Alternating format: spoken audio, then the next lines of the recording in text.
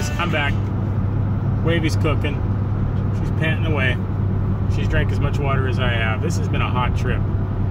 5 days. Left on Sunday morning, and it's Thursday night getting home. So, if I had to explain how I find good boats, okay, the ones you've seen on my channel, I could explain it in a word, and that's driving.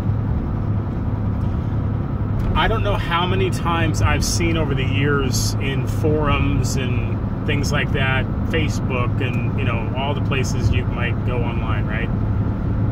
Where people say, oh, I would love to have that boat, or I'd love to have that camper, or I'd love to have that car, or I'd love to have that fill in the blank. Too bad it's so far away. If I had $1 for every time I read that somewhere, I would be rich. And the truth is, things just rarely pop up in your backyard. It happens once in a while. I have found a few, you know, interesting things, good deals too, only an hour or two away from where I live, even up in the middle of nowhere, Ontonagon, UP of Michigan. One time I found a U-Haul, you know, the U-Haul camper you saw on my channel a few years ago. That was only a couple hours away, and I got a screaming deal on that. So it does happen once in a while, and of course it depends on where you live and what you're looking for. But, you know, what we're talking about here is boats. And, you know, when you live in the Midwest, it's kind of, you know, it's Lund country, it's Crestliners and Starcrafts and stuff like that, which there's nothing wrong with those boats, okay? I always say, you know, like if you're a fisherman, fish don't care what you could be out there standing on a piece of plywood, okay, and fish don't care what your boat is. Contrary to what a lot of these, you know, bass fishermen that have these big 23-foot, you know, fiberglass, super slick, 300 horsepower hanging off the back, you know, sexy boats, right? They cost like, you know, 60, 70 grand or more. At the end of the day, they'll probably catch as many fish as the guy that has a little 14-foot runabout, you know. So,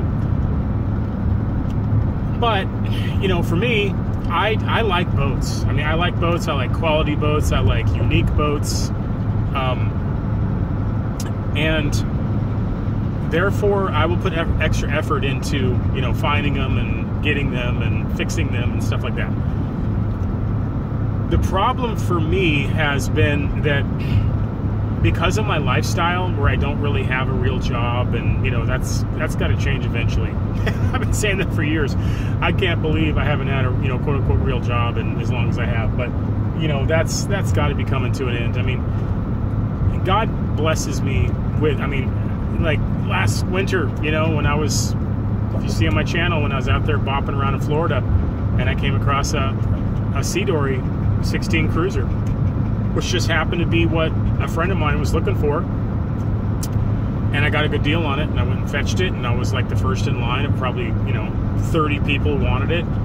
And, you know, make a long story short, I was able to sell it for, you know, more, but a good price, and I made some money on it. It pretty much paid for the winter. And so, and a lot of it is I'm very frugal, and, you know, I don't have a house payment, and I don't have car payments, and, you know, I'm kind of getting off track. I mean, a lot of these are related topics, but I'm going to try to stick on the subject matter here. But, you know, obviously, if I had a quote-unquote real job that was calling me to it Monday through Friday, you know, 40, 50 hours a week, I wouldn't be able to just blast off to Oregon and get this boat, right? So, you know, there's a lot of circumstances involved. So, you know, as I said, how do I find all these boats you've seen on my channel? And the only reason why I'm bringing this up is because I've had this question asked to me, like in the comment section and emails and stuff, you know, many times, dozens of times. And so it's about time I, you know, try to answer it. So it really does come down to, if I want it, I will go get it. And I've driven, you know, well, I mean, this trip was 4,000 miles by the time I get home. You know, would you drive 4,000 miles to get the boat you wanted? I mean, you know, if you wouldn't, that's okay. I mean, no, I'm not judging you, but I would, you know, like if it's the right boat. I mean, like I went and I drove down to South Carolina to pick up that Vagabond that you saw on my channel last winter, you know, the green 20-foot nimble Vagabond. Some tips, you know, for, you know, like if you call the person and they're 1,000 miles away or whatever, just be really upfront with people. You know, just say, listen, you know, I live in blah, blah, blah, and I'm 1,000 miles away, but I really want it. I would like to put a deposit on it. My request is once I hit the road to come get it, you know, you don't sell it when I'm halfway there, you know, and you can feel most people out. Most people wouldn't do that. Most people are very decent. If you're getting a weird vibe from somebody, you know, just pass on it. But I've never had a problem with that. I will just talk to people on the phone. They can usually tell I know what I'm talking about, and they can tell that I'm serious. You know, I'll just use this boat I'm dragging behind me as an example. You know, nice fella, father, in Oregon, outgrew the boat, has 3 kids, you know, and so he wants something bigger.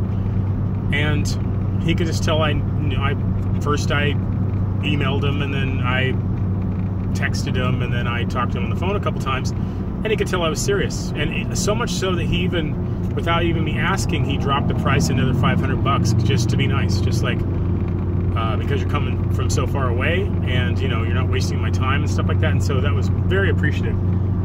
And I think he's even going to sub to the channel and watch the video. So, Howdy, by the way, thank you. And so, you know, you'll get a lot of that. I spent about $1,000 in fuel and food costs on this trip. I'm just rounding, kind of round, you know, like I have $100 of that's probably been in like water. This has been a hot trip.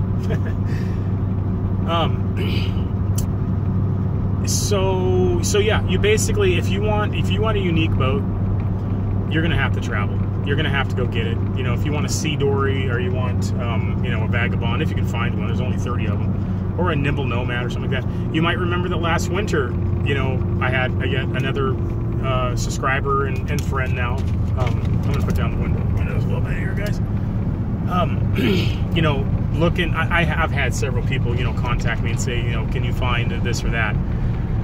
And one of them, you know, I could sell every nimble Nomad, or Vagabond for that matter, that I could ever get my hands on, easy. You know, I have a list of probably 10 people I could contact and just sell them in a day. And last winter, if you guys remember, you know, I'll try to link it below, but, you know, I found one, I call it an orphan. Most of the nimbles are in Florida because that's where they're built, and they're kind of, you know, they tend to stay there, but they're dispersed all over the country. But this one was on the Oregon coast, and the ad was very strange because the boat was covered up in the pictures, and the person wasn't even calling it a Nomad, but I could tell by the color, and I could tell by the description that what it was. And so that's probably the only reason why I was able to get it, and it was a really good deal. And so I went and got it, you know, drove out to Oregon. I made a video about it, and then I delivered it to Texas, and, you know, made the deal, all the steps, you know, before I even turned the key and warmed up my truck. So I've kind of turned it into a job a little bit. You got to be really creative. You know, I've come to this determination that not having a job is like having 2 full-time jobs. It's pretty crazy, because what ends up happening is you have to do everything yourself. And I do. I mean, there's very few things I outsource, you know, to other people. There's a few, you know. I got to get new tires in my truck, and my buddy, you know, has a mechanic shop and a tire changer, and he's going to put tires on my truck. And I couldn't do that myself because I don't have one. So little stuff like that, but for the most part, I do try to do everything myself, you know, and be like a modern day homesteader or something, you know. So there are people, you know, that have paid me to go get boats and deliver them. There are websites that you can hook up with people to transport boats. A bunch of years ago, I used to use this website called U-Ship to find, you know, because I was traveling a lot for other reasons for my job back then. And I would, you know, deliver all sorts of stuff, you know, like, you know, boats and canoes and One time I even stuffed a big big moose head, like one of those taxidermied like moose heads you would see at Cabela's or something, with the big old giant rack on it and everything. And I was driving a Toyota van at that time, and I somehow squeezed it into the van, and I gave like 3 people a ride off of Craigslist, and they were all hanging off the antlers and stuff. It was hilarious. I wish I had some pictures of that, but you know, they paid me to deliver, you know, a big moose head. So, but yeah, what else can I say here? I'm probably rambling at this point. If you live in the Midwest and you want a high quality boat, I should just say you want a boat that's not a riveted boat, you know, just a very common. I mean, I could buy all day long. I could find a, you know, a riveted 16-foot fishing boat off of Facebook or Craigslist, and it would be cheaper than the one I just bought, and it would definitely get the job done. But that's not really what I want, and I would always feel like it's not what I want, you know. So, and like I said, I really like boating and I really like boats, and you know, so I just put the extra effort into it. So I knew I was probably going to have to, you know, travel out to the West Coast to get the boat I'm looking for now, which is a welded fishing boat. So that's what I started doing. I started doing the research, and I really like Hughes Crafts. I don't know if you can hear that. I put the windows up here. I really like Hughes Crafts. They're built in Colville, Washington, and I've had, you know, a few. The first real boat I ever had, well, I had a couple of Sea Dories, and then I ended up, back when I had money, you know, I got a Hughes Craft Pacific Cruiser, which was an awesome boat. I have one picture of it. I'll put it right here. And I couldn't afford to keep it just because of what was going on in my life at the time. But you know, most people build up, you know, they start out with some, you know, a beginner boat, and they eventually, you know, if they're really into it, they eventually get what they wanted, right? I kind of went the opposite way. I just went straight for spending, you know, a lot of money on a really good boat, and I just couldn't. It would have taken, I probably could have kept it, you know, if I had to do it over again, I would figure out a way to keep it, but I couldn't at that time. So what I decided is I'm going to try these. This is a Sportsman 16, as you guys have probably seen, and it's really set up nice, and I got a great deal on it. And I mean, I could see, here's always the temptation, I could clean it up and sell it probably in a week in my hometown. I know a couple people looking for Hughes Crafts. They're very popular. All the models are, some more than others, but you know, this little Sportsman would garner the attention of several people, and I probably could make a few $1,000s on it, you know, real easy.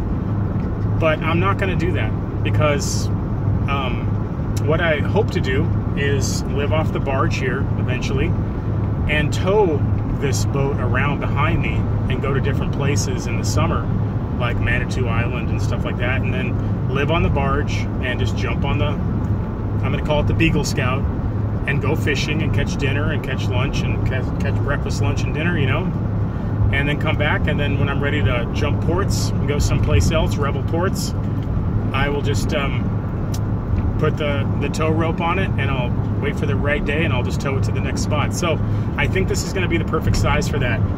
Also, it has the exact same motor. It has a Yamaha 60 horse EFI 4-stroke on it, except for this one's the non-high thrust, which is good. That's a good match for this boat, and whereas the barge has the high thrust version. So having the same motors makes things a lot easier. I can just buy, you know, they're interchangeable parts, you know. So and it's got that T8 kicker on it with power trim and tilt and electric start and stuff. I mean, this boat's set up pretty nice, and I'm going to set it up even nicer. It's the first soft top boat I've ever had too, so we'll see how that goes. You know, maybe I'll make a hard top for it or something. But anyways, guys, it is starting to get really hot in here, and Wavy's wearing her fur coat. I'm always telling her to take it off, but she won't. She's too vain. So how about if I wrap it up? Hopefully some of this was useful. I'll see if it's watchable, and maybe I'll put it over on my other channel, or maybe not. We'll see. You'll know by the time you watch it. Okay, guys, I'll be home in a couple hours, and then we're gonna clean this thing up, and then we're gonna put the downriggers on it, and we're gonna do some fishing, and that's one of the things you're gonna be seeing in my channel here really soon, this fall. So lots more coming. Stick around. Thanks for watching, and I'll see you soon.